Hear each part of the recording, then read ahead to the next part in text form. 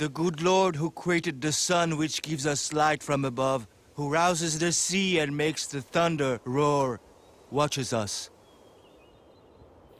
Boukman was a slave and a voodoo priest. Throw away the image of the God of the whites who thirst for our tears, and listen to the voice of liberty which speaks in the hearts of all of us. In August 1791, as Saint-Domingue's white and mixed-race population squared off for a showdown, Boukman called together slaves from neighboring plantations. They'd been kidnapped from different parts of Africa, and the voodoo religion was their common culture.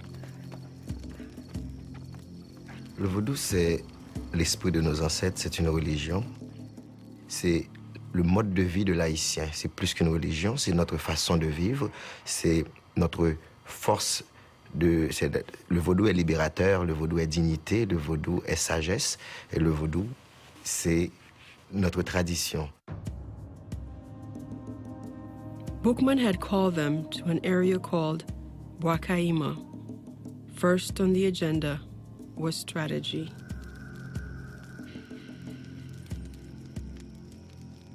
That ceremony of cayiman is the first Haitian Congress, the beginning of the revolution.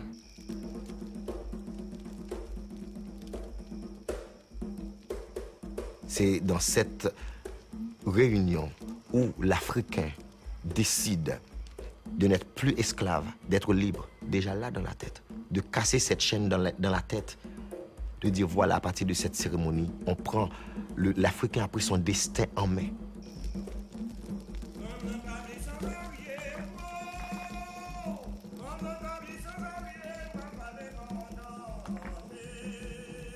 Haitian tradition says the slaves of Saint-Domingue planned that night to revolt. They timed their uprising to start on multiple plantations in 2 weeks' time. And they swore each other to secrecy. They even said that they killed a pig and they drank the blood.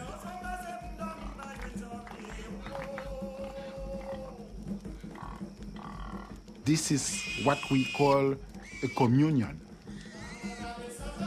Communion that to keep what you have heard, what you have said to themselves.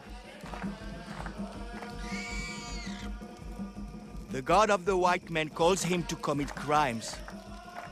Our God orders revenge. He will direct our hands. He will aid us.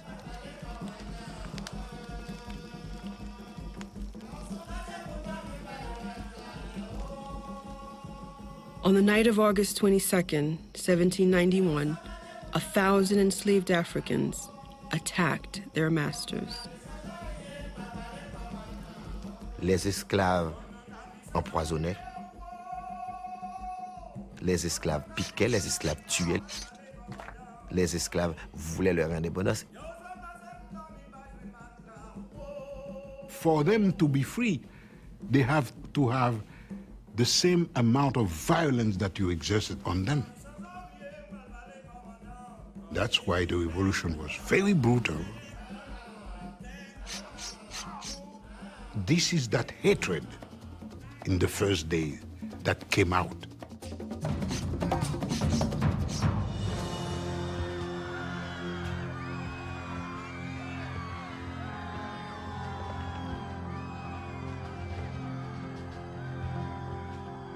The rebel numbers grew from 1,000 to 20,000 as newly liberated slaves burned cane fields and refineries in order to destroy the system that had enslaved them. Within 3 days, the most profitable plantations in the Americas had been laid waste, 184 sugar plantations and 1,000 coffee farms. Whites and mixed-race people fled to the capital city for mutual protection. From there, they watched firestorms on all horizons. You've got a fiery cataclysm of enormous scale. I mean, the people on ships in the harbor supposedly could read their mail by the light of these fires that were, 10, 15, 20 miles away, to give you some faint idea of what this would have been like if you were there. The eruption of violence put Toussaint Louverture in a difficult position. His own fortunes were tied to the plantation system, and he had straddled the white and black worlds for some 15 years. Toussaint was no longer a slave. He didn't have the mentality of a slave. He was the owner of 2 or 3 plantations. He was not of the same class anymore. His interests were different from the interests of the masses.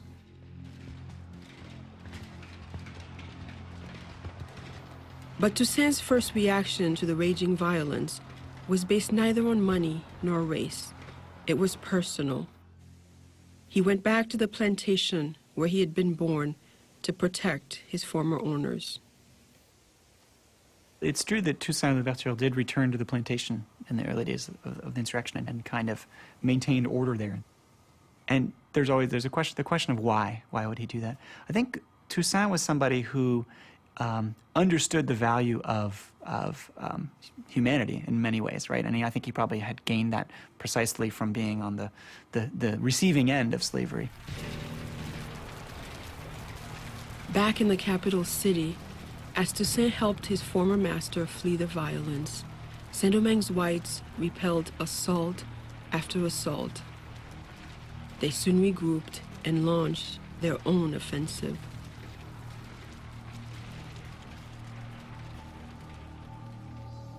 The bloodletting continued day after day, week after soul-numbing week.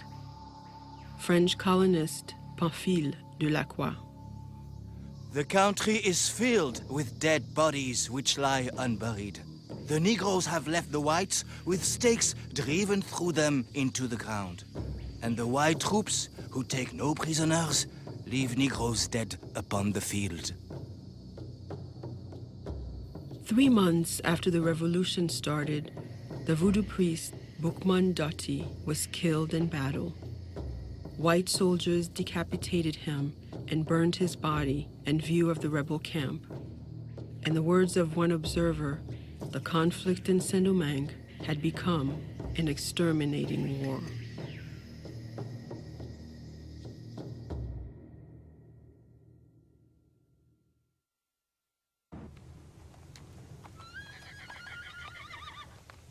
In the autumn of 1791, Toussaint Louverture could no longer sit on the sidelines.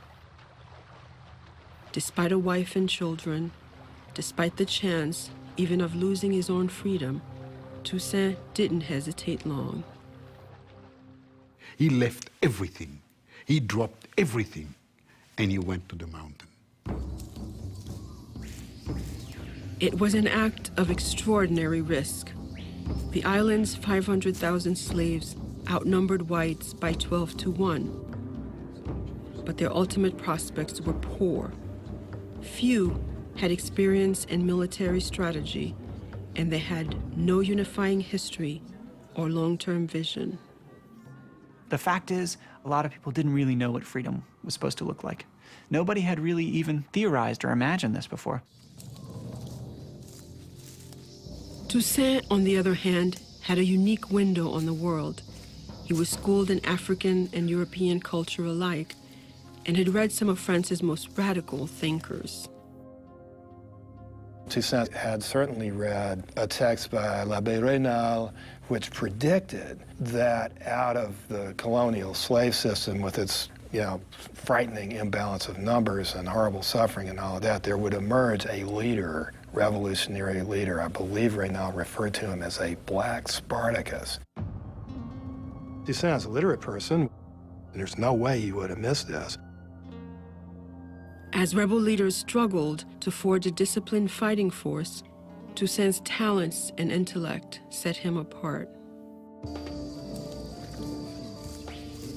Then, in December 1791, some 4 months after the rebellion began, Black enthusiasm began to crumble. The new French government in Paris sent more than 10,000 military reinforcements to help the colonists reestablish white rule. Supplies were scarce in the mountains, and winter brought famine to the rebel lines. Thousands began to surrender.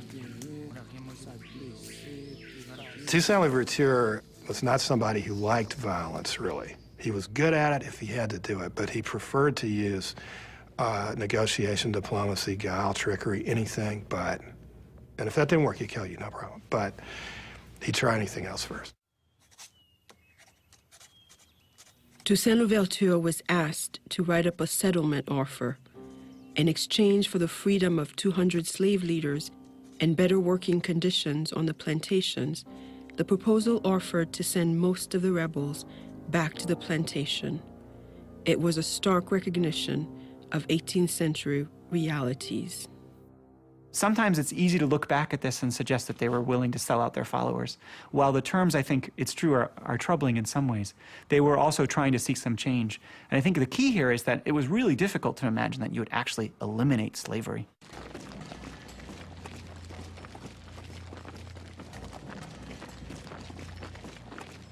New French commissioners had just arrived from Paris to restore order.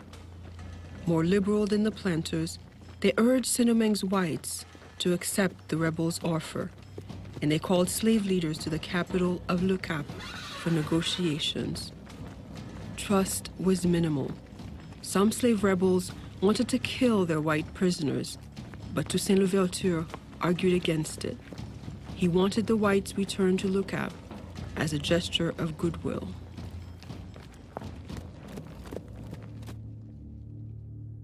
So Toussaint is sent to negotiate with the planters with the idea that, in a sense, a settlement can be reached.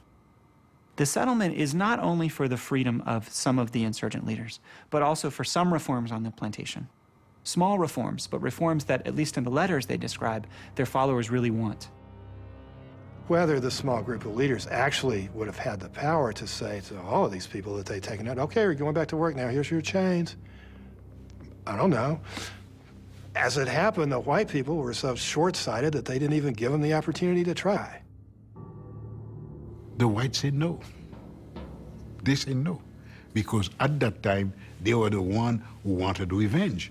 They forget about what they have done for 3 centuries, and they think that they were the victims in that thing. So they have to avenge themselves. So they're not going to forgive or forget anything. They refused. Of course, he's taken up arms against them.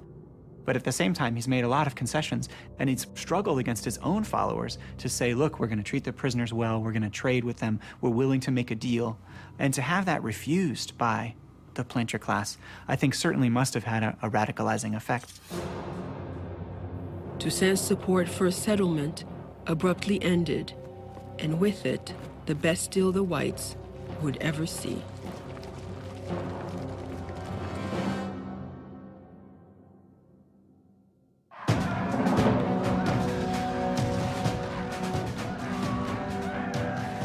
Back in France, the Democratic Revolution had turned to terror.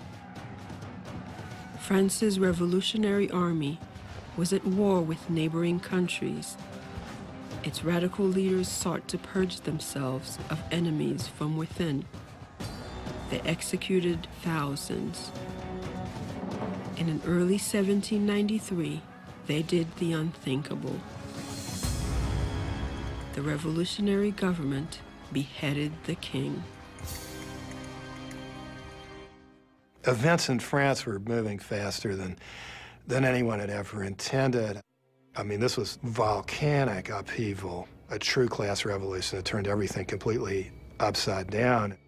And each ripple that came out would strike the shores of Saint-Domingue.